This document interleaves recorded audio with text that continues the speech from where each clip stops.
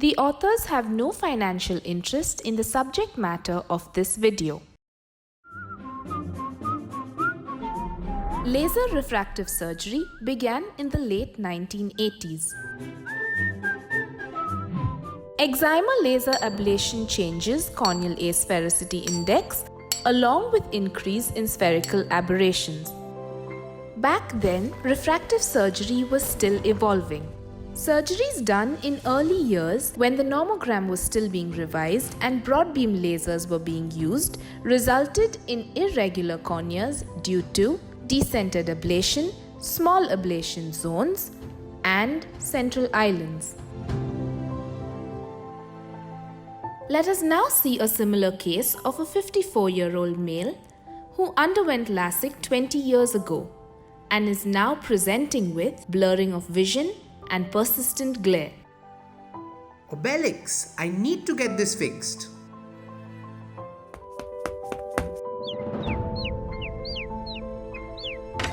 Panoramix, can you fix my problems? Let me have a closer look. On evaluation, his best corrected visual acuity was Plano 2040, corneal topography showed decentered ablation, and slit lamp examination was suggestive of grade 2 nuclear sclerosis cataract. Sure, we can. So, Druids, what should be our approach in such cases? IOL power calculation in such cases has always been challenging for cataract surgeons. A quick review of literature suggests that there are higher chances of refractive surprises occurring because of errors in keratometry measurement and inherent errors of the IOL formulae. How do we ensure good outcomes in such cases? Our previous work showed that surface regularization in such irregular corneas ensures predictable outcomes after cataract surgery. We hereby describe an algorithm for topo-guided corneal customization prior to cataract surgery, the C3 algorithm.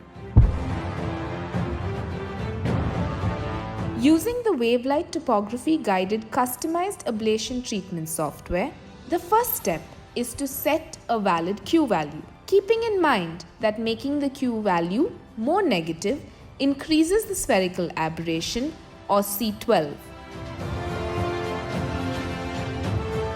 Using the topographical neutralization technique and setting the modified refraction to 0, we check the defocus, that is C4, and spherical aberration, that is C12. Our aim is to equalize this C4 and C12. In this case, adding a myopic correction helps equalize the C4 and C12. Adding this compensated refraction to the patient's acceptance gives us the final power to be treated.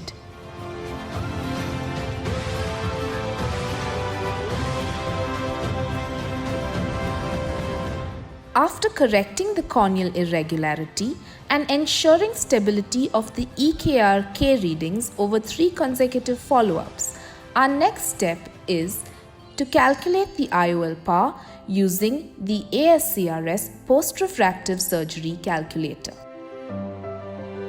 The appropriate values are added from the EKR map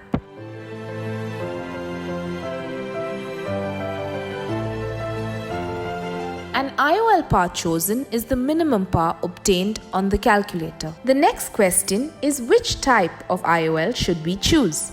It is suitable to implant aspheric IOLs in such cases depending upon the type of ablation they have undergone.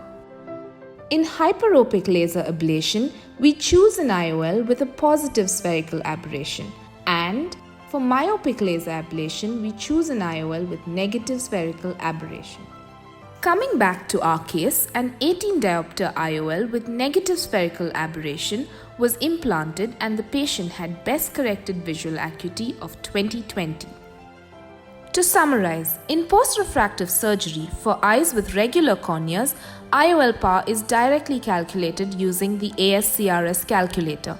In those with irregular cornea, a preferred approach would be to regularize the cornea using topo-guided customized ablation treatment.